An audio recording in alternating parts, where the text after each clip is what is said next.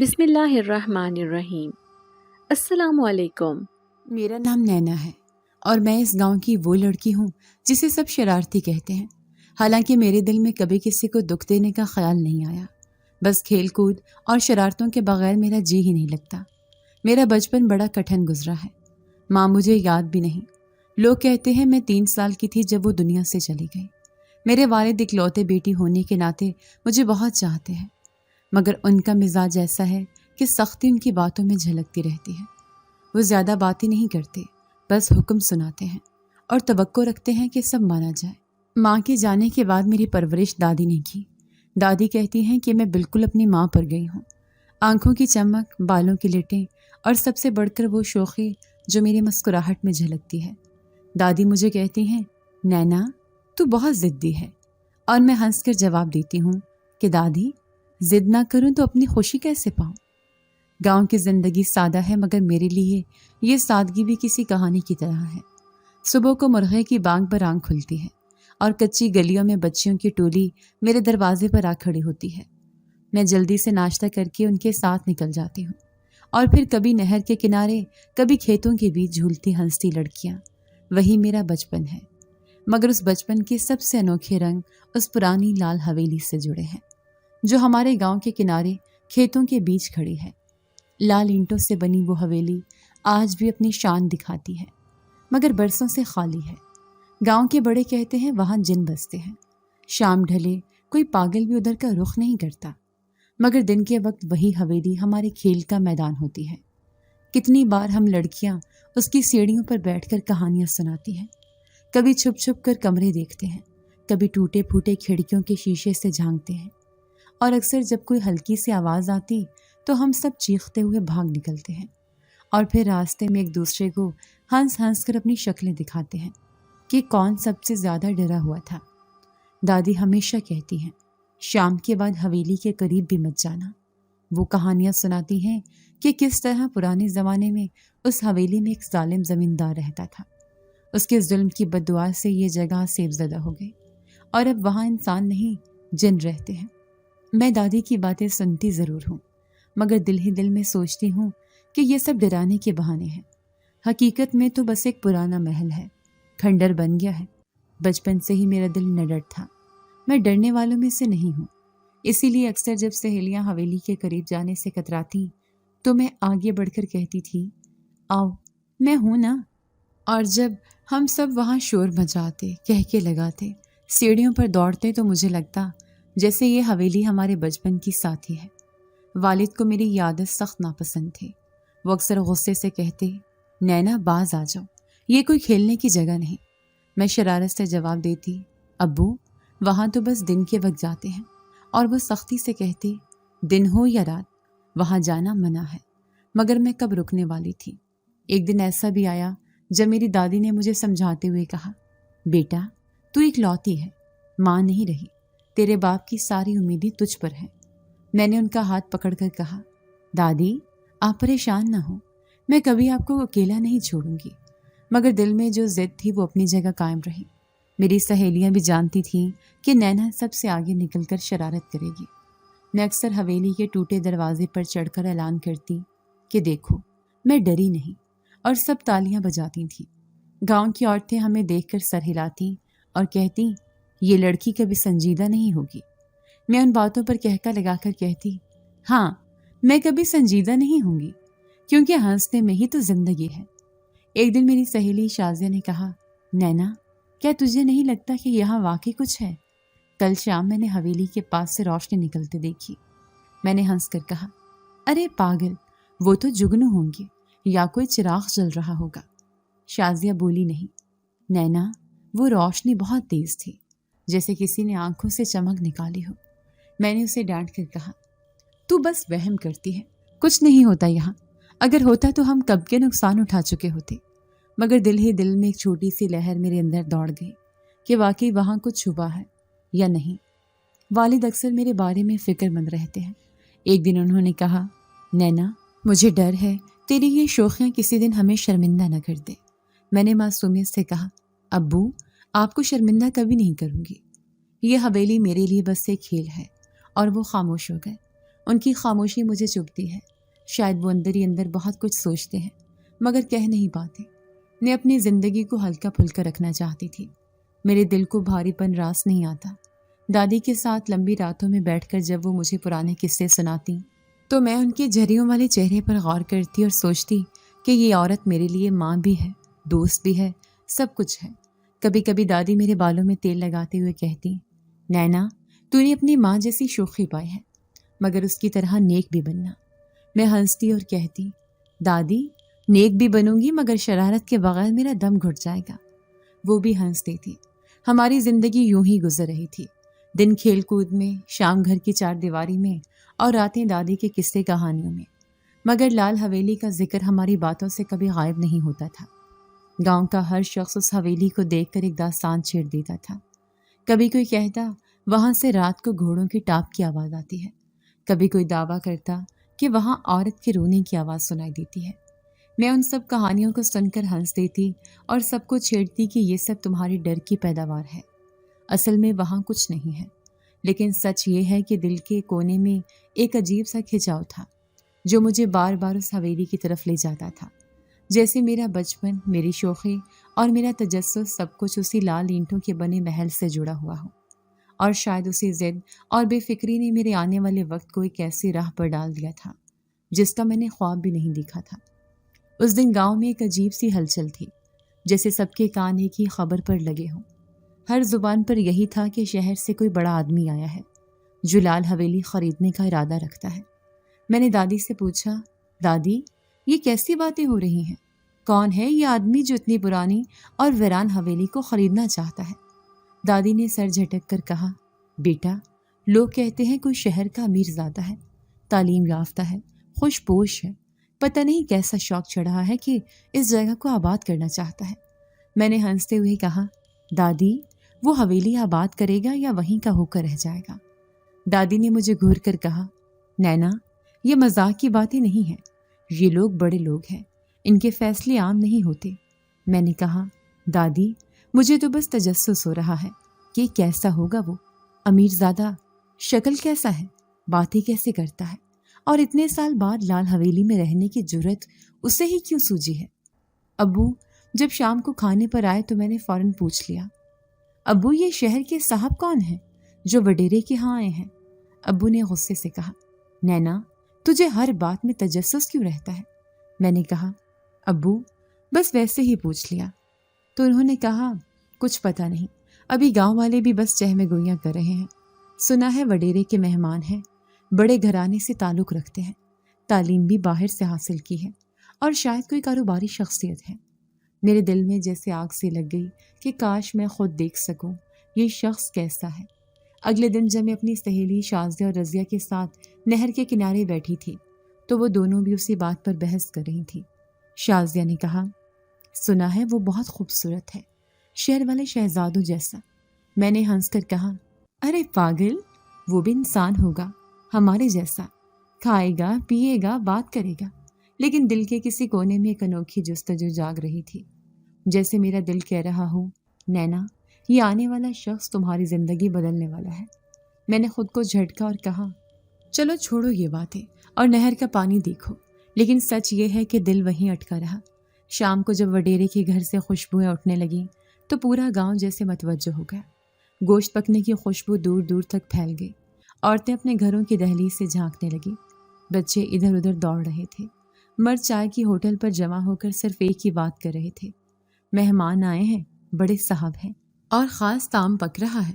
میں نے بھی اپنی کھڑکی سے جھانکا تو وڈیرے کی بڑے صحن میں ہلچل دیکھی۔ نوکر دوڑ بھاگ کر رہے تھے، مہمان کے استقبال کی تیاری ہو رہی تھی۔ دل اور زیادہ بے چین ہوا۔ اگلی صبح میں اور شازیہ حویلی کے قریب کھیلنے گئے تو اچانک دور سے کار آتی دکھائی دی۔ کار میں بیٹھا شخص سفید شلوار قمیض میں تھا، بال سلیقے سے جمائے ہوئے، آنکھوں پر دھوپ کا چشمہ لگائے۔ جب وہ کار سے اترا تو لمحے بھر کو میری سانسیں جیسے رک سے گئی۔ وہ واقعی عام انسانوں سے مختلف لگ رہا تھا۔ اونچا قد، صاف رنگ اور ایک عجب سی پرکشش سنجیدگی اس کے چہرے پر تھی۔ شازیہ نے میرے کان میں کہا، دیکھ نینا یہی ہے وہ۔ میں نے گھبرا کر کہا، ہاں لگتا ہے یہی ہے وہ۔ وہ کار سے اتر کر وڈیرے کے آدمیوں کے ساتھ کھیتوں کی طرف نکل گیا۔ جیسے زمینی دیکھ رہا ہو۔ وہ بڑے سکون اور ناپ تول کے ساتھ ہر چیز کو دیکھ رہا تھا۔ کبھی کسانوں سے بات کرتا، کبھی ہاتھ سے مٹی اٹھا کر سونگتا، جیسے زمین کو پرکھ رہا ہو۔ میں نے شازیہ سے کہا، یہ کوئی عام آدمی نہیں لگتا۔ شازیہ بولی، ہاں، دیکھ کتنی شان سے چل رہا ہے۔ ہم دونوں دبے قدموں اس کے پیچھے پیچھے چلتے رہے تاکہ دور سے دیکھ سکیں وہ کیا کرتا ہے۔ رضیہ نے کہا، ارے یہ تو پورے گاؤں کی سیر پر نکلا ہے۔ کبھی وہ نہر کے کنارے کھڑا ہو جاتا، کبھی گاؤں کی چھوٹی گلیوں میں آ نکلتا، اور ہر جگہ لوگ اسے دیکھ کر رک جاتے۔ عورتیں ایک دوسرے کو ٹہوکے دیتی کہ یہی ہے شہر کا مہمان۔ بچے حیرت سے اس کی گاڑی کو چھوتے اور بھاگ جاتے۔ مرد اپنی ٹوپی سیدھی کر کے اس کے سامنے کھڑے ہوتے، جیسے اپنی عزت جتا رہے ہوں۔ میں نے ایک بار خود سے کہا، نینا، یہ وہی آدمی ہے جو لال حویلی خریدنے آیا ہے۔ مجھے تو یقین نہیں آتا، کوئی اتنی ویران جگہ کو کیوں لینا چاہے گا؟ مگر دل نے کہا شاید اس کی اپنی کہانی ہے۔ ابو شام کو آئے تو میں نے پھر سے سوال کیا، ابو آپ نے دیکھا وہ مہمان کو؟ ابو نے کہا، ہاں دیکھا ہے، بڑا نپا تلا انسان لگتا ہے، بات بھی بڑی سوچ سمجھ کر کرتا ہے۔ وڈیرا بہت خوش ہے کہ اس کے ہاں ایسے مہمان آئے ہیں۔ میں نے کہا، ابو کیا وہ واقعی حویلی خریدے گا؟ ابو نے کہا، یہی سننے میں آ رہا ہے، لیکن ابھی کچھ طے نہیں ہوا۔ مجھے نیند کہاں آتی تھی۔ اس رات میں بار بار کھڑکی سے جھانک کر وڈیرے کے گھر کی روشنی دیکھتی رہی کہ شاید وہ شخص باہر نکلے اور میں اسے ایک نظر دیکھ لوں۔ اگلے دن شازیہ نے کہا، نینا چل وڈیرے کے باغ کے پاس چلتے ہیں، شاید وہ وہاں پھر آئے۔ میں نے کہا، شازیہ یہ اچھا نہیں لگتا، ہم لڑکیاں ہیں، لوگ باتیں کریں گے۔ وہ بولی، ارے تجھے تو تجسس ختم نہیں ہوتا، پھر رکنے کی بات نہ کر۔ ہم تینوں نکل کھڑی ہوئیں اور واقعی کچھ دیر بعد وہ شخص چند آدمیوں کے ساتھ آیا۔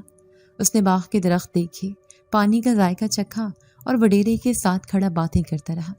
ہم نے دور سے سننے کی کوشش کی تو کچھ جملے کانوں میں پڑے۔ وہ کہہ رہا تھا، زمین زرخیز ہے، یہاں بہتری کی گنجائش ہے۔ وڈیرا مسکرا کر ہاں میں ہاں ملا رہا تھا۔ میں نے دبے لفظوں میں کہا، شازیہ یہ تو سیدھا سیدھا کاروباری آدمی ہے۔ سہیلی نے ہنس کر کہا، ہاں مگر کتنا پرکشش ہے۔ میں نے تیز لہجے میں کہا، تو کیا تجھے اس پر دل آ گیا ہے؟ اس نے شرماتی ہوئی کہا، نہیں، بس ویسے ہی بات کی۔ میں نے منہ پھیر کر کہا، مجھے تو بس یہ لگ رہا ہے کہ یہ عام نہیں ہے، جیسے کوئی راز اس کے اندر چھپا ہے۔ کچھ دن اسی طرح گزرے۔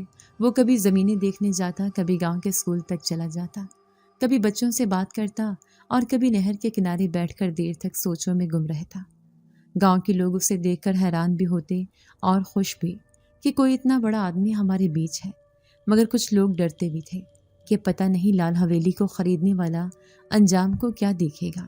ایک دن جب میں اپنی دادی کے ساتھ بیٹھی تھی تو انہوں نے مجھے کہا، نینا یہ دنیاوی لوگ ہیں، ان کی اپنی چالیں ہوتی ہیں، ان کے قریب مت جانا۔ میں نے ضد کرتے ہوئے کہا، دادی بس ایک نظر دیکھنے میں کیا نقصان ہے؟ دادی نے کہا، بیٹا نقصان ہمیشہ وہیں ہوتا ہے جہاں انسان کو یقین نہ ہو کہ وہ کیا چاہتا ہے۔ یہ کہہ کر وہ خاموش ہو گئی، مگر میرے دل میں تجسس اور بڑھ گیا۔ مجھے محسوس ہوا جیسے وہ شخص میری نظر کا تعاقب کر رہا ہے۔ کئی بار جب وہ دور سے گزرتا تو مجھے لگتا وہ میری طرف دیکھ کر ہلکی سی مسکراہٹ دیتا ہے، اور میں گھبرا کر منہ موڑ لیتی تھی، لیکن دل کی دھڑکنیں سنبھالنا مشکل ہو جاتا تھا۔ اس کے آنے سے گاؤں کی فضا ہی بدل گئی تھی۔ عورتیں اچھے کپڑے پہن کر گھروں کے دروازوں پر بیٹھنے لگیں، مرد زیادہ باوقار بن کر چلنے لگے، اور لڑکیاں تو اپنی چوڑیاں کھنکاتے ہوئے باتوں میں مگن رہتی کہ شہر کے شہزادے کو کون سب سے زیادہ اچھی لگے گی۔ اور میں اندر ہی اندر خود سے سوال کرتی کہ یہ سب شور شرابہ اور ہلچل آخر کس انجام کی طرف لے جا رہے ہیں۔ میں نے کبھی نہیں سوچا تھا کہ میری ایک معمولی سی شرارت میری پوری زندگی کا رخ بدل دے گی، مگر اس شام جو کچھ ہوا وہ اب تک میرے دل و دماغ پر نقش ہے، اور ہر بار جب میں اس لمحے کو یاد کرتی ہوں تو مجھے ہنسی بھی آتی ہے اور دل میں ایک عجیب سی کسک بھی جاگ اٹھتی ہے۔ ہوا یوں کہ میں اپنی سہیلیوں شازیہ اور رضیہ کے ساتھ بیٹھی تھی، اور ہم تینوں کی زبان پر بس ایک ہی بات تھی کہ یہ شہر کا شہزادہ آخر اتنی دور گاؤں میں کیوں آیا ہے، اور وہ بھی لال حویلی جیسے ویران محل کو خریدنے کے لیے۔ شازیہ نے کہا، نینا اگر وہ حویلی خرید کر آباد کر دے تو ہمارا کھیل کود ختم ہو جائے گا، ہم کہاں جائیں گے؟ میں نے کہہ لگاتے ہوئے کہا، ہاں یہ تو ہے۔ رضیہ بولی، اور سنا ہے اس کا ارادہ پکا ہے، لوگ کہہ رہے تھے وہ شام کو حویلی دیکھنے آئے گا۔ میں نے ایک لمحے کو سوچا پھر کہا پھر تو ہمیں کچھ کرنا ہوگا تاکہ وہ واپس چلا جائے۔ شازیہ نے حیرت سے پوچھا کیا کرے گا؟ تو میں نے شرارت بھری آنکھوں سے کہا ارے ہم بھی کچھ کم نہیں ہیں، ہم نے بچپن سے اس حویلی میں کھیل کود کی ہے، اس کے زینے کا کون سا پتھر ہلتا ہے، کہاں دروازہ چرچراتا ہے، کہاں کی چھت ٹپکتی ہے، ہمیں سب پتہ ہے۔ ہم اگر ذرا سا تیل سیڑھیوں پر ڈال دیں تو وہ پھسل کر گر پڑے گا اور شاید ڈر جائے کہ یہ جگہ واقعی آسیب زدہ ہے۔ شازیہ نے کلکاری مار کر کہا واہ نینا، تیرے دماغ کی تو داد دینی پڑے گی۔ رضیہ نے بھی تالیاں بجا کر کہا ہاں ہاں، یہ تو بڑا مزہ آئے گا۔ پھر ہم تینوں نے ایک دوسرے کا ہاتھ پکڑ کر جیسے قسم کھائی کہ آج شام کو کچھ ایسا کریں گے جس سے وہ امیر زادہ واپس جانے پر مجبور ہو جائے گا۔ میں نے چھوٹے سے مٹکے میں تیل بھرا اور اسے اپنی چادر میں چھپا کر رکھا۔ شام ڈھل رہی تھی، گاؤں کی گلیاں خالی ہو رہی تھیں، لوگ اپنے گھروں کو لوٹ رہے تھے۔ دادی نے آواز دی نینا کہاں جا رہی ہو؟ میں نے جلدی سے کہا دادی بس شازیہ کے ہاں جا رہی ہوں، اور بھاگتے ہوئے نکل گئی۔ میرا دل زور زور سے دھڑک رہا تھا جیسے کوئی بڑی واردات کرنے جا رہی ہوں۔ ہم تینوں دبے قدموں لال حویلی کے پاس پہنچے۔ وہاں کا ویران منظر دیکھ کر خود ہی کانپ اٹھی، مگر شرارت کا جوش زیادہ تھا۔ میں نے کہا دیکھو یہ زینے کتنے پرانے ہیں، اگر یہاں ذرا سا تیل ڈالا جائے تو کوئی بھی پھسل سکتا ہے۔ رضیہ نے ہنس کر کہا بس خیال رکھنا کہیں خود ہی نہ گر پڑنا۔ میں نے تیل کا مٹکا کھولا اور آہستہ آہستہ سیڑھیوں پر انڈیل دیا۔ چک چک کرتی سطح پر تیل کی چمک دیکھ کر مجھے اپنی کامیابی کا یقین ہو گیا۔ اب بس انتظار تھا۔ میں نے کہا اب ہم یہیں چھپ کر دیکھتے ہیں کہ کیا تماشا ہوتا ہے۔ کچھ ہی دیر گزری تھی کہ ہمیں روشنی کی جھلک دکھائی دی، مشعلیں جل رہی تھیں اور ساتھ ہی وہ شخص آتا دکھائی دیا، اونچا قد، شفاف چہرہ اور اس کی نگاہوں میں وہی پراسرار وقار، جیسے کوئی عام آدمی نہ ہو۔ وہ آہستہ آہستہ زینے کی طرف بڑھ رہا تھا۔ ہم تینوں سانس روک کر دیکھنے لگے۔ میرا دل حلق میں آ کر اٹک گیا تھا، مگر ہنسی بھی اندر ہی اندر دبکی بیٹھی تھی۔ جیسے اس نے قدم رکھا، اچانک اس کا پاؤں پھسلا اور وہ ایک زوردار دھڑام کے ساتھ نیچے گرا۔ اس کے ساتھ ہی حویلی کی پرانی دیواروں میں ایک عجیب سی آواز گونج اٹھی، جیسے صدیوں پرانی ہنسی اور چیخیں ایک ساتھ ابھری ہوں۔ اس منظر کو دیکھ کر میں خود پر قابو نہ رکھ سکی اور اتنا زوردار کہکا لگایا کہ خود مجھے بھی لگا یہ آواز میری نہیں تھی۔ یہ کہکا حویلی کی دیواروں سے ٹکرا کر گونجنے لگا اور جیسے ہر کونا اس ہنسی سے بھر گیا۔ میری سہیلیاں بھی ہنسنے لگیں، مگر میری ہنسی سب سے اونچی اور سب سے بے قابو تھی۔ وہ شخص زمین پر بیٹھا ہوا تھا، مگر بجائے غصے کے اس نے سر اٹھا کر میری طرف دیکھا، اور وہ لمحہ میرے لیے عجیب سا تھا۔ اس کی آنکھوں میں نہ غصہ تھا نہ حیرت، بلکہ ایک عجیب سی نرمی تھی، جیسے وہ میرے کہکے کو سن کر خوش ہو گیا ہو۔ میں نے گھبرا کر منہ چھپا لیا اور دبے قدموں پیچھے ہٹنے لگی، مگر دل کے اندر عجیب سا شور تھا۔ رضیہ نے میرا ہاتھ پکڑ کر کہا نینا اب بھاگ چل ورنہ پکڑی جائیں گی، مگر میں اس کی نظر کے سحر میں جکڑی ہوئی تھی، جیسے وہ مجھے دیکھ کر مسکرا رہا ہو۔ میں نے بمشکل خود کو سنبھالا اور سہیلیوں کے ساتھ بھاگتی ہوئی حویلی سے باہر نکل آئی۔ راستے بھر ہم تینوں ہنستے رہے کہ کیسا مزہ آیا۔ وہ بڑا آدمی دھڑام سے گرا ہوگا، مگر دل کے کسی کونے میں ایک نرم سی چبھن بھی تھی جو مجھے بار بار کہہ رہی تھی نینا یہ کہکا تیرا مقدر بدلنے والا ہے۔ جب گھر پہنچی تو دادی نے پوچھا کہاں تھی؟ میں نے ہڑبڑا کر کہا دادی شازیہ کے ہاں تھی۔ انہوں نے شک بھری نظر سے دیکھا مگر کچھ کہا نہیں۔ رات کو جب میں چرپائی پر لیٹی تو بار بار وہ منظر سامنے آ رہا تھا، وہ شخص زمین پر بیٹھا ہوا اور میری ہنسی اس کے کانوں میں گونجتی ہوئی۔ مجھے محسوس ہو رہا تھا جیسے اس نے میری ہنسی کو دل میں قید کر لیا ہے اور وہ اسے کبھی چھوڑے گا نہیں۔ دل کے اندر ایک انجانی سی لہر اٹھی جو مجھے بے چین کرنے لگی، اور میں نے خود سے کہا نینا یہ شرارت تیرے لیے ہنسی کھیل نہیں، یہ کہانی اب کچھ اور رخ اختیار کرنے والی ہے۔ لال حویلی کا راز تو جیسے گاؤں کا ہر بزرگ کی زبان پر تھا، مگر کسی نے آج تک کھل کر نہیں بتایا کہ اصل میں وہ راز ہے کیا۔ بس سب اتنا کہتے تھے کہ شام ڈھلتی اس کے در و دیوار سے ایسی سرگوشیاں اٹھتی ہیں جو انسان کو اپنے اندر کھینچ لیتی ہیں، اور پھر واپس آنے والا کبھی پہلے جیسا نہیں رہتا۔ میں جب بھی دادی سے اس بات کا ذکر کرتی تو وہ میری آنکھوں میں دیکھ کر کہتی نینا میری بچی تجھے خبر ہی نہیں کہ پرانی اینٹوں اور کھنڈر جیسے محلوں میں کیسے کیسے قصے زندہ رہتے ہیں۔ اور میں ہنستے ہوئے کہتی دادی یہ تو صرف لوگوں کے بنائے قصے ہیں، مجھے تو وہاں کچھ نہیں لگا۔ میں نے تو کئی بار جا کر کھیلا ہے، بس دیواروں پر پرانی تصویریں اور درختوں کی جڑیں نظر آتی ہیں، لیکن وہ بار بار مجھے ٹوکتی، کہتی نینا ضد نہ کر، انسان اپنی آنکھوں سے سب کچھ نہیں دیکھ سکتا، کچھ چیزیں صرف روح دیکھتی ہیں اور کچھ آوازیں صرف دل سنتا ہے۔ میں ان کی باتوں کو مذاق سمجھ کر ٹال دی تھی، مگر اندر کہیں نہ کہیں میرے دل میں تجسس بڑھنے لگا کہ آخر لال حویلی میں ایسا کیا ہے جو ہر کوئی ڈرتا ہے اور ہر کوئی چھپاتا ہے۔ اس تیل کو گرانے کے بعد اب میں اپنی سہیلی شازیہ اور رضیہ سے بات کرتی تو وہ بھی ڈر کے کانوں پر ہاتھ رکھ لیتی، کہتی نینا تیرا دماغ خراب ہے، وہاں کیا رکھا ہے؟ چل کھیلنے کے لیے کھیت ہے، باغ ہے، ہمیں وہاں کیوں جانا ہے؟ شکار کر کے کوئی مصیبت نہ گلے پڑ گئی۔ وہ ہمارے والدین کو بھی دھمکا سکتا تھا، اور میں ہنستے ہنستے کہتی ارے بھائی تم دونوں تو بزدل ہو، میں تو دیکھوں گی کہ اصل حقیقت کیا ہے۔ پھر ایک رات جب میں نے اپنی چھت پر چڑھ کر اوپر سے جھانکا تو وہ امیر زادہ یعنی وہ شہزادے جیسا نوجوان اکیلا حویلی کے صحن میں کھڑا کچھ پڑھ رہا تھا، جیسے کوئی منتر ہو۔ اس کے ہاتھ میں پرانی سی کتاب تھی، ساتھ ایک دیا جل رہا تھا، اور میں نے صاف دیکھا کہ وہ الفاظ میرے کانوں تک پہنچتے ہی زمین ہلتی سی محسوس ہوئی تھی، حالانکہ میں تو اس سے کافی دور تھی۔ اور پھر اچانک ہوا کا رخ بدل گیا، جیسے فضا میں کچھ طاقت گردش کر رہی ہو۔ میں نے شازیہ کو کان میں کہا دیکھا یہ سب جھوٹ نہیں، یہ واقعی کچھ جانتا ہے۔ اور شازیہ نے میرا ہاتھ دبا کر کہا نینا یہ سب دیکھ کر بھی تجھے مزہ آ رہا ہے، چل واپس چلتے ہیں، نہیں تو مصیبت ہوگی۔ مگر میں جیسے زمین میں پیوست ہو گئی تھی، میری آنکھیں اس کی حرکات پر جم گئی تھیں۔ وہ کبھی آسمان کی طرف دیکھتا اور کبھی کتاب میں جھانکتا، پھر ایک لمحے کے لیے اس نے آنکھیں بند کی اور جیسے کوئی بھاری سانس لی تو مجھے لگا جیسے در و دیوار ایک ساتھ ہل گئے ہوں۔ رضیہ تو ڈر کے رونے لگی، کہنے لگی یہ تو جادوگر ہے یا کوئی آسیب ہے، ہم یہاں سے چلیں۔ مگر میں نے ہنستے ہوئے کہا ارے کچھ نہیں ہے، یہ بس اپنی کتابی باتیں کر رہا ہے۔ لیکن اندر سے میرا دل دھڑک رہا تھا۔ اگلے دن گاؤں میں چہمے گوئیاں ہو رہی تھیں۔ ایک بوڑھا بابا کہہ رہا تھا میں نے اپنی جوانی میں دیکھا تھا اس حویلی میں جو بستی تھی وہ اپنی ہی آگ میں جل گئی تھی، اس دن کے بعد سے وہاں سے عجب روشنی نکلتی ہے۔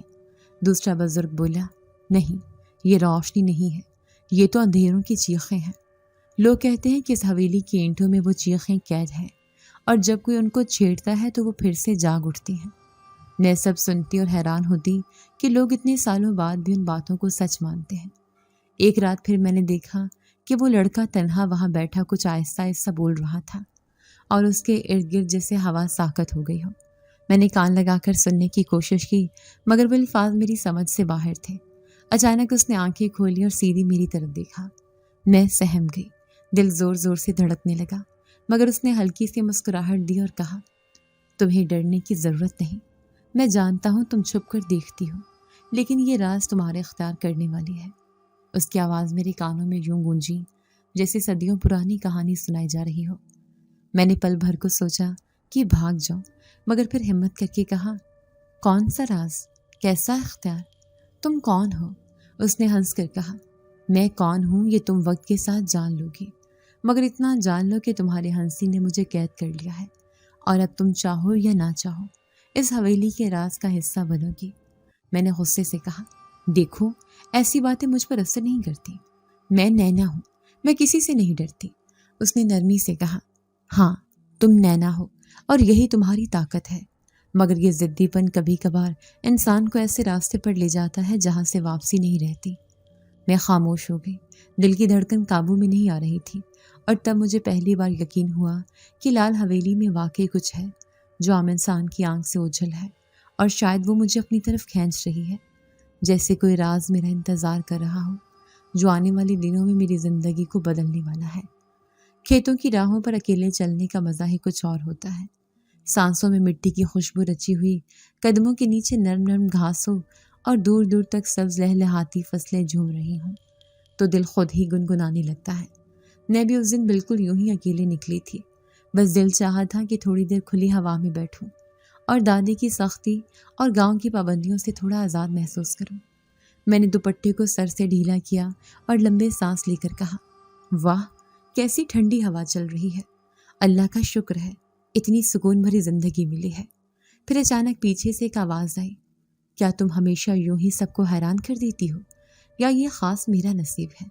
میں نے پلٹ کر دیکھا تو وہی تھا، وہی امیر زادہ، وہی جسے سب ارسلان کہتے تھے۔ میرے دل کی دھڑکن ایک دم تیز ہو گئی۔ میں نے بے ساختہ کہا، آپ یہاں کھیتوں میں کیا کر رہے ہیں؟ یہ تو ہمارے کھیلنے بیٹھنے کی جگہ ہے۔ آپ جیسے بڑے لوگوں کو یہ کچی راہیں کہاں پسند آئیں گی؟ وہ مسکرایا اور آہستہ سے بولا، بڑے لوگ؟ تم مجھے بڑا سمجھتے ہو، حالانکہ میں تو تمہیں دیکھ کر خود کو بہت چھوٹا محسوس کرتا ہوں۔ نینا، میں نے حیرت سے کہا، آپ میرا نام جانتے ہیں؟ وہ بولا، ہاں، کیوں نہیں، پورا گاؤں تمہارے قصے سناتا ہے، کبھی تمہاری شرارتوں کی بات، کبھی تمہارے کہکوں کی، اور کبھی تمہاری ضد کی۔ مجھے لگا جیسے وہ سب میرے سامنے آئینہ دکھ رہا ہوں۔ میں ہنسی اور بولی، قصے تو بہت بڑھا چڑھا کے سناتے ہیں لوگ، سچ تو کوئی نہیں کہتا۔ وہ بولا، سچ دیکھنے کے لیے مجھے کہانیوں کی ضرورت نہیں تھی، تمہاری ہنسی ہی کافی تھی۔ میں تھوڑا شرما کے نظر جھکا لی اور دل ہی دل میں سوچنے لگی، یہ کیسے باتیں کر رہا ہے، جیسے میرے اندر جھانک لیتا ہو۔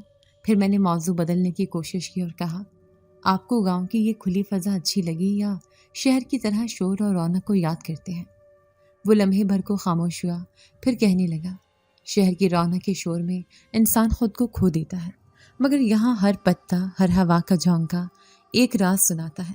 تمہیں پتہ ہے نا، میں نے دنیا کے بڑے بڑے شہروں میں وقت گزارا ہے، لیکن دل کو سکون کہیں نہیں ملا۔ یہ گاؤں مجھے پہلی بار لگا جیسے میرے اپنے دل کی سرگوشی ہے۔ میں نے ہنس کر کہا، یہ تو آپ بڑے شاعرانہ انداز میں بولتے ہیں، لیکن یہاں کی زندگی اتنی آسان بھی نہیں ہے۔ کھیتوں کے دن رات کی محنت اور رسم و رواج کی بندشیں سب کے لیے نہیں ہوتی۔ وہ میری آنکھوں میں دیکھنے لگا اور بولا، شاید سب کے لیے نہ ہو، لیکن کچھ لوگوں کے لیے یہ سب جینا ہی اصل زندگی ہے۔ پھر اس نے آہستہ سے کہا، تم بھی تو ایسے ہی جیتی ہو نا، پابندیوں اور سختیوں کے بیچ، مگر پھر بھی ہنستی ہو۔ میں چونک گئی اور کہا، آپ کو کیسے پتا؟ میں نے تو کبھی آپ کو اپنی زندگی نہیں بتائی۔ اس نے سر جھکا کر کہا، آنکھیں بہت کچھ کہہ دیتی ہیں نینا، تمہاری آنکھوں میں ضد بھی ہے، شوق بھی، اور کہیں نہ کہیں ایک چھپا ہوا درد بھی۔ میں نے تیزی سے کہا، آپ تو مجھے فلسفے پڑھانے لگے ہیں، میں تو بس کھیتوں میں ٹہلنے آئی تھی۔ اس نے کہکا لگایا اور کہا، اچھا تو پھر ٹہلو، میں ساتھ چلتا ہوں، مجھے بھی یہ سبز کھیت دیکھنے ہیں۔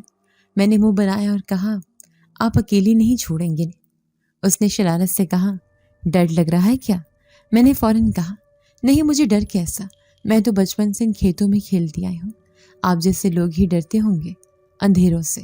وہ تھوڑا سنجیدہ ہو کر بولا، اندھیرے سے کون نہیں ڈرتا نینا، لیکن کچھ اندھیرے ایسے ہوتے ہیں جو ہمیں اپنے ہی اندر ڈھونڈنے پڑتے ہیں۔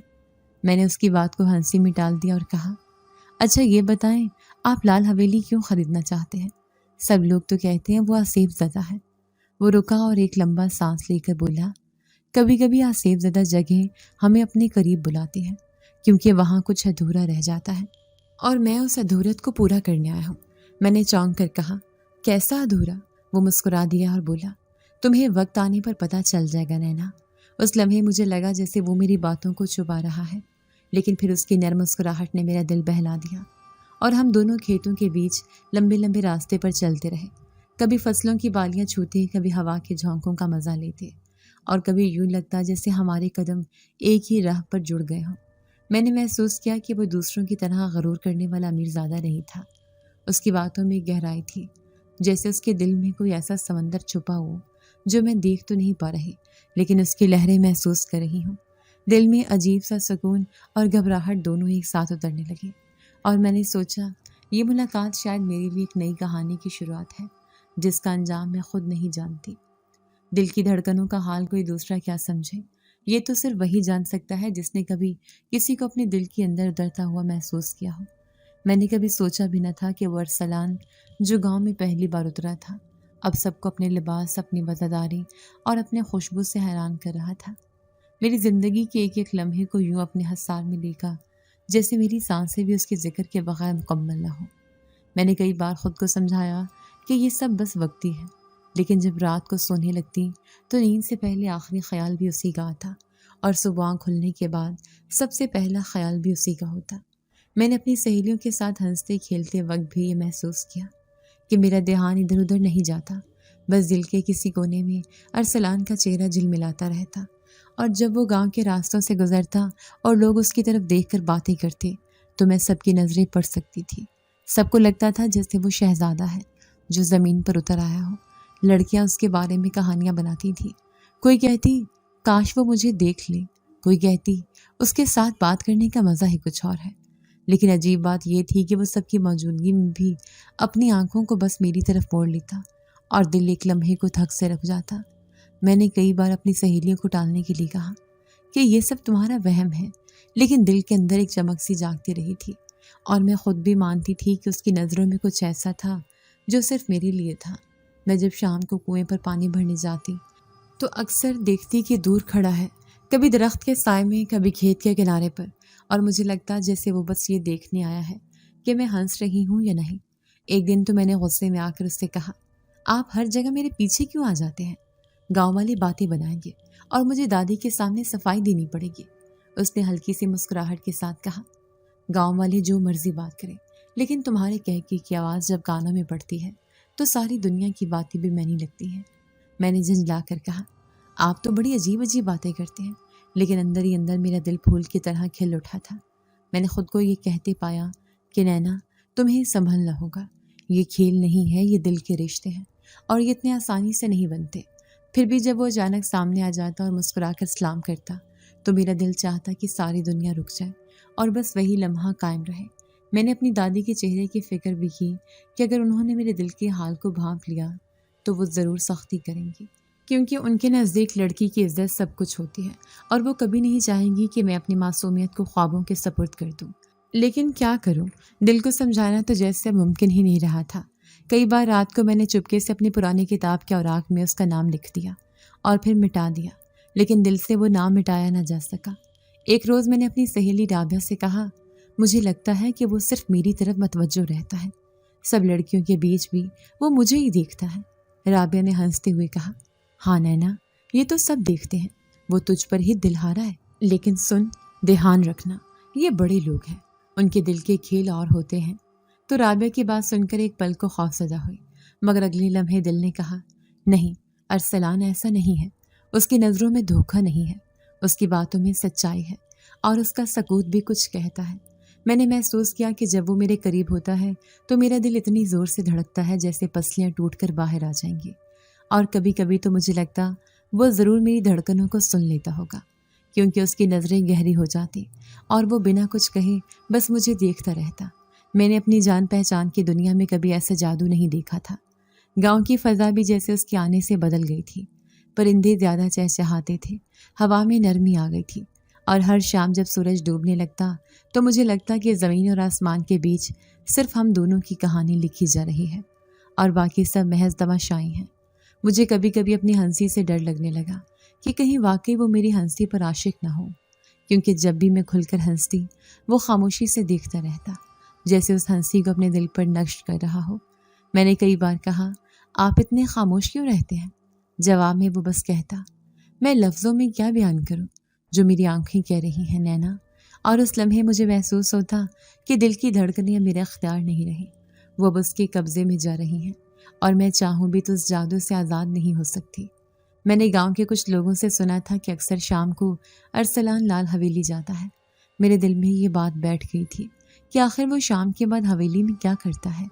میرا تجسس میرے اوپر غالب آ گیا اور میں نے فیصلہ کیا کہ ارسلان آخر کرتا کیا ہے، اس لال حویلی میں رات گئے تک وہ کیوں ٹھہرا رہتا ہے۔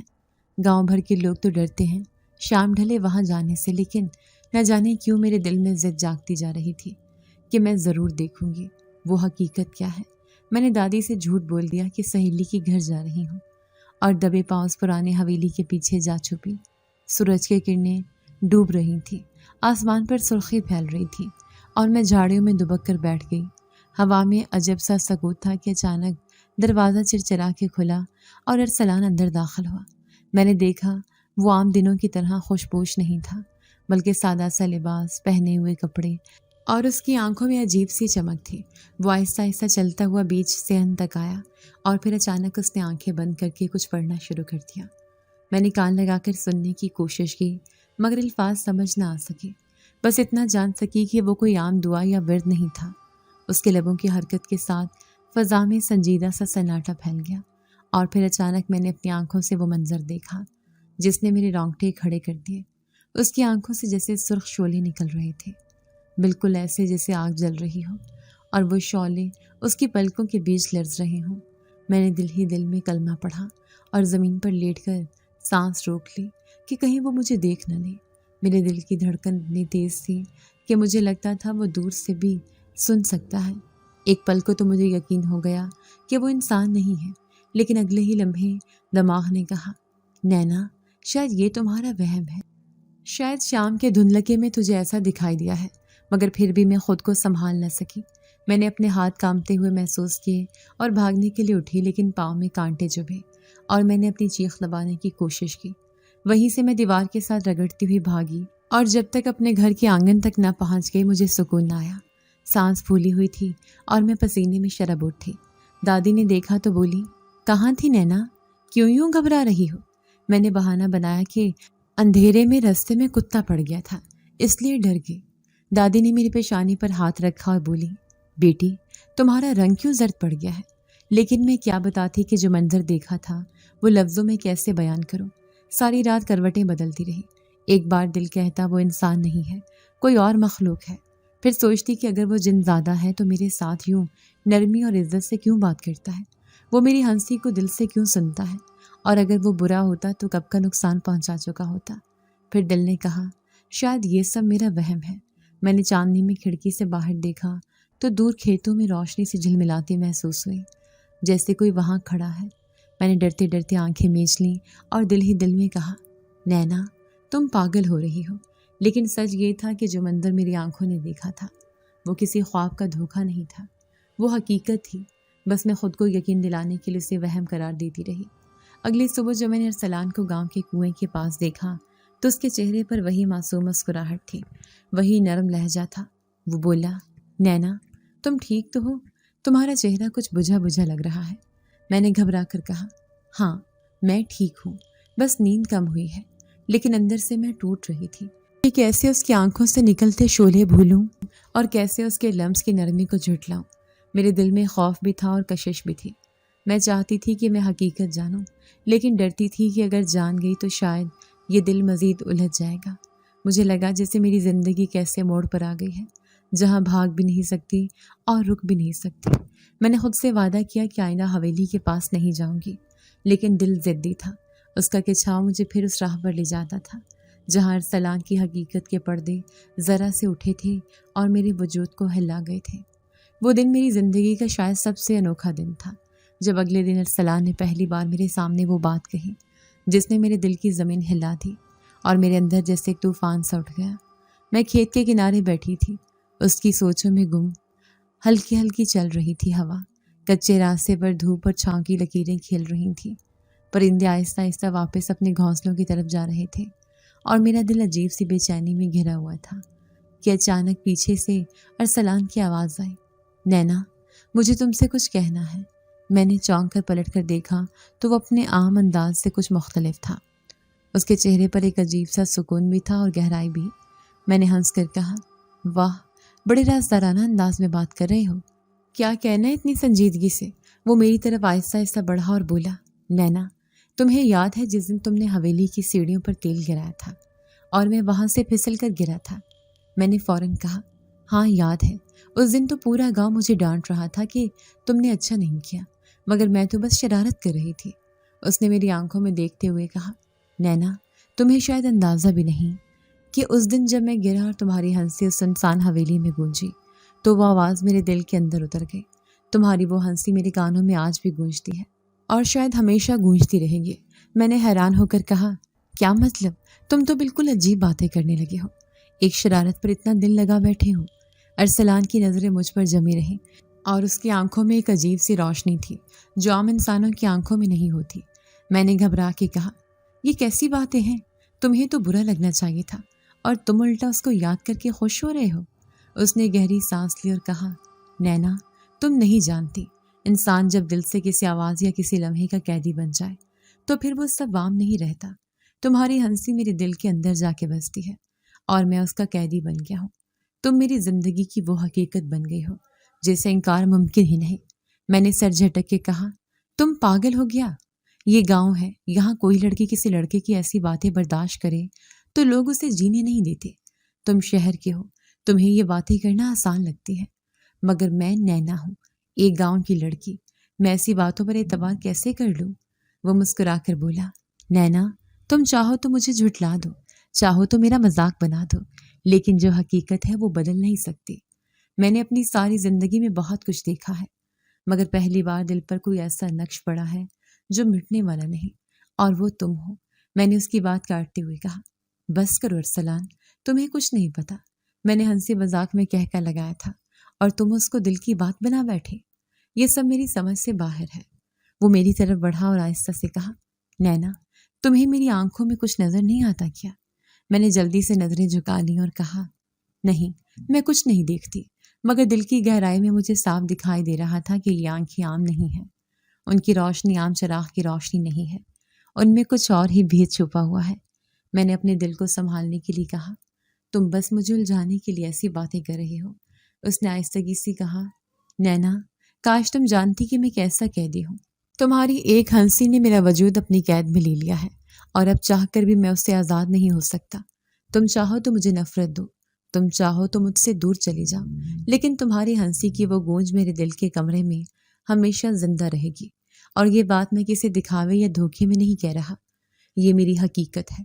میں نے اس وقت محسوس کیا کہ میرا دل دھڑکنے لگا ہے، جیسے میرے سینے سے باہر آ جائے گا۔ میں نے جلدی سے کہا، ارسلان یہ باتیں کسی اور سے کہنا، مجھ سے نہیں۔ وہ مسکرا کر بولا، نینا تم بھاگ سکتی ہو مگر خود سے نہیں، تم انکار کر سکتی ہو مگر سچائی سے نہیں۔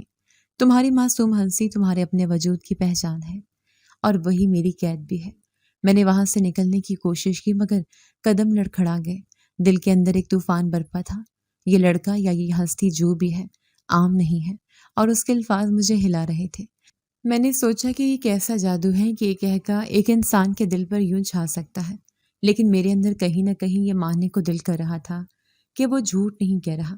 اس کی آنکھوں میں جو روشنی تھی وہ انسانوں کی روشنی نہ تھی، وہ کچھ اور تھی، اور میں پہلی بار سوچنے پر مجبور ہو گئی کہ شاید یہ ارسلان عام انسان نہیں ہے، شاید اس کے اندر کوئی ایسا راز ہے جو ابھی مجھے نہیں معلوم، اور یہ اعتراف دل اس کی حقیقت کی پہلی جھلک ہے جس کا سامنا مجھے ابھی مزید کرنا ہے۔ اس دن کے بعد جب ارسلان نے مجھے اپنے دل کی بات کہی تو میرا دل جیسے کسی انجانے خوف اور انجانی خوشی کے بیچ جھولنے لگا تھا۔ میں خود کو بار بار یہ سمجھانے کی کوشش کر رہی تھی کہ یہ سب محض ایک لمحاتی بات ہے اور وقت کے ساتھ بھول جاؤں گی، مگر حقیقت یہ تھی کہ دل چاہ کر بھی اس کی باتوں کو جھٹلا نہیں پا رہا تھا۔ اس کی آنکھوں میں وہ عجیب سی روشنی اور اس کے لہجے کی وہ نرمی مجھے بار بار یاد آتی تھی۔ میں نے اپنے آپ کو سمجھایا، نینا تو گاؤں کی لڑکی ہے، تیرے لیے یہ سب خواب ہے، ان خوابوں کا انجام کچھ نہیں ہوتا، مگر دل کسی کے کہنے سے کب مانتا ہے۔ میرا دل کی دن رات ارسلان کی باتیں دہراتا رہا، اور میں کوشش کے باوجود خود کو اس کے خیالوں سے آزاد نہیں کر سکی۔ لیکن جلد ہی یہ راز جو میں اپنے دل تک محدود رکھنا چاہتی تھی گاؤں والوں کی زبان پر آ گیا۔ شاید ہماری ایک دو ملاقاتوں کو کسی نے دیکھ لیا، یا شاید لوگوں کو میرے بدلتے رویے نے شک میں ڈال دیا۔ پھر کیا تھا، گاؤں میں سرگوشیاں شروع ہو گئیں۔ کچھ عورتیں کنویں پر پانی بھرتی ہوئی آپس میں کہنے لگیں کہ نینا اور شہر سے آیا ہوا وہ امیر لڑکا کچھ زیادہ ہی قریب لگتے ہیں۔ کوئی کہتا نینا کو سدھارنے کی ضرورت ہے، یہ لڑکی ہاتھ سے نکل رہی ہے۔ کوئی کہتا امیر لوگ کھیل کھیل کر چلے جاتے ہیں، نقصان ہماری لڑکیوں کا ہوتا ہے۔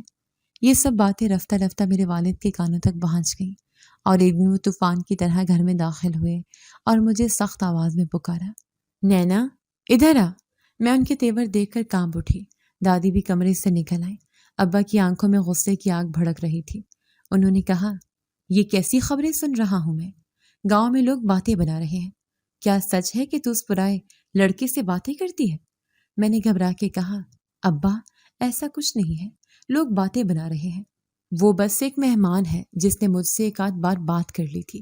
ابا نے گرجدار آواز میں کہا، جھوٹ مت بول نینا، میں جانتا ہوں یہ لوگ کچھ بھی نہیں کہتے جب تک کچھ نہ دیکھ لیں۔ گاؤں کی عزت پر آنچ آئے گی تو میں برداشت نہیں کروں گا۔ سن لے، آج سے تو گھر کی چار دیواری سے باہر قدم نہیں رکھے گی۔ ابا کے یہ الفاظ میرے دل پر بجلی کی طرح گرے، میری آنکھوں سے بے اختیار آنسو نکل آئے۔ میں نے کہا، ابا میری بات تو سنو، مگر وہ چلائے، بس بہت ہو گیا، مجھے کوئی وضاحت نہیں چاہیے۔ یہ گاؤں ہے، شہر نہیں، جہاں لڑکیاں آزاد گھومے پھرے۔ کل سے میں دیکھ رہا ہوں تو کدھر کدھر جاتی ہے۔ آج ہی کچھ عورتوں نے آ کے مجھے بتا دیا۔ میرا سر شرم سے جھک گیا ہے۔ میں کانپتے ہونٹوں سے کہہ رہی تھی، ابا میں نے کوئی برا کام نہیں کیا۔ وہ بولے، خاموش ہو جا نینا، آج سے نہ حویلی کے پاس جائے گی، نہ کھیتوں میں، نہ سہیلیوں کے ساتھ باہر نکلے گی۔ تیری ہر حرکت پر میرا پہرا ہوگا۔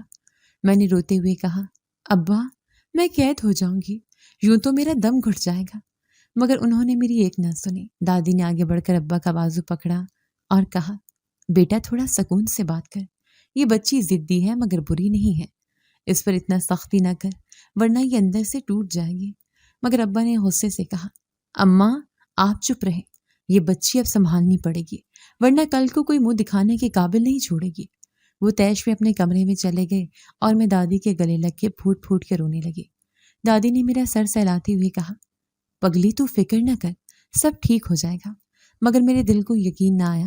اب میرے لیے ارسلان سے ملنا تو دور، اس کا نام لینا بھی مشکل ہو گیا۔ میں ہر وقت گھر کے اندر قید رہنے لگی۔ میری سہیلیاں بھی مجھ سے ملنے آئیں تو ابا کی سخت نظروں کے ڈر سے زیادہ دیر نہ بیٹھتی اور میں اندر ہی اندر گھلنے لگی۔ ایک رات جب سب سو گئے، میں دادی کے پاس بیٹھی آنسو پونچھ رہی تھی تو میں نے آہستہ سے کہا، دادی یہ سب کیوں ہو رہا ہے؟ میں نے کیا قصور کیا ہے؟ دادی نے تھکی ہوئی آواز میں کہا، بیٹی یہ گاؤں ہے، یہاں لوگ لڑکیوں کی ہر حرکت پر نظر رکھتے ہیں۔ تو چاہے تو دنیا کو اپنی طرف مت توجہ دلا، پر اگر دل کی ضد ہو تو پھر سنبھل کر چلنا۔ دادی کی باتوں میں درد بھی تھا اور سچائی بھی، مگر میرا دل ماننے کو تیار نہ تھا۔ میرا دل کہتا تھا کہ ارسلان عام انسان نہیں ہے، وہ کچھ اور ہے، اور اس کی آنکھوں میں جو میرے لیے جذبہ ہے وہ جھوٹ نہیں ہو سکتا۔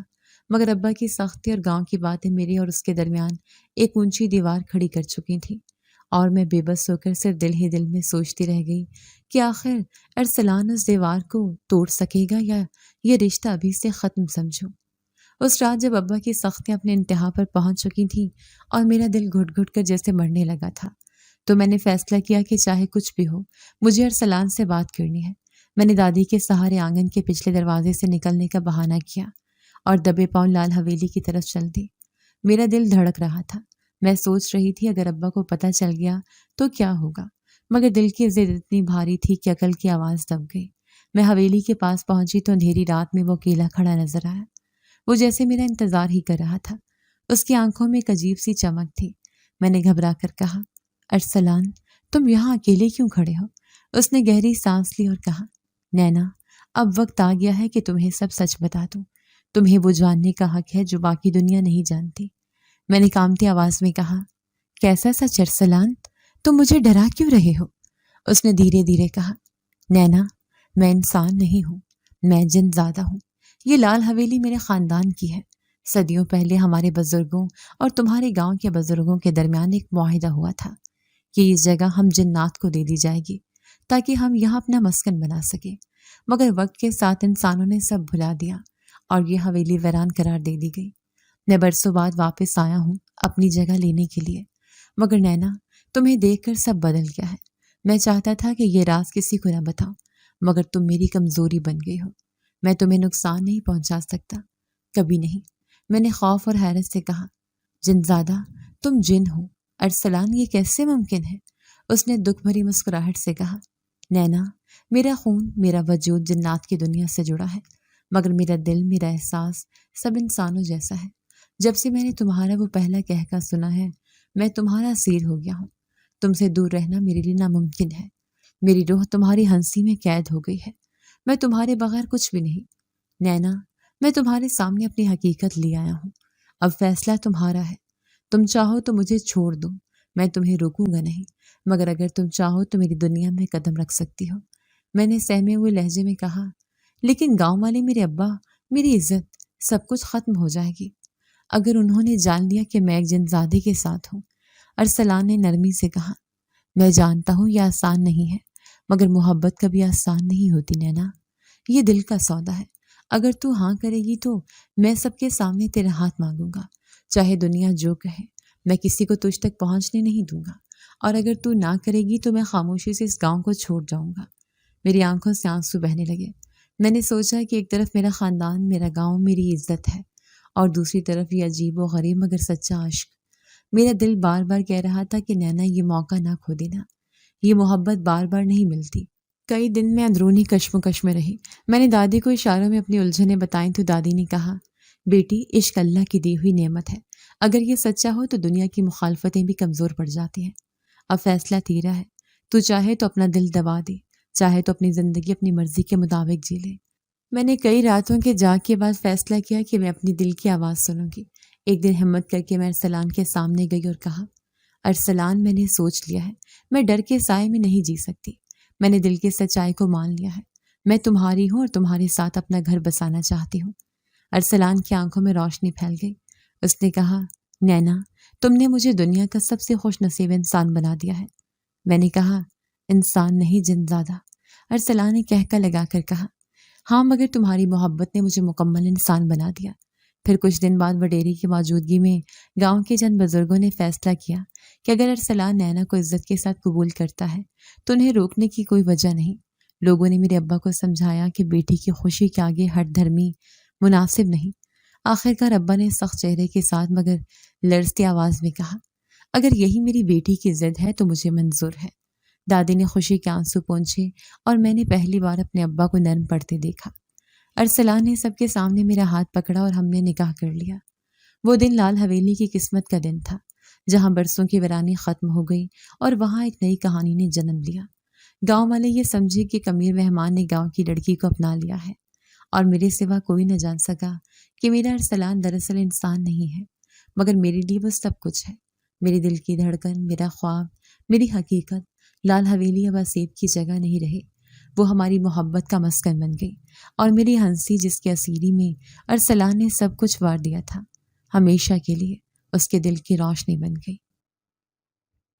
اگر آپ کو آج کی ہماری کہانی پسند آئی ہے تو اسے لائک کیجیے اور اپنے پیاروں کے ساتھ شیئر کیجیے، اور ہاں، اگر آپ نے ابھی تک ہمارا چینل سبسکرائب نہیں کیا تو ضرور کیجیے۔ ملتے ہیں کل ایک نئی اور دلچسپ کہانی کے ساتھ، تب تک کے لیے اللہ حافظ۔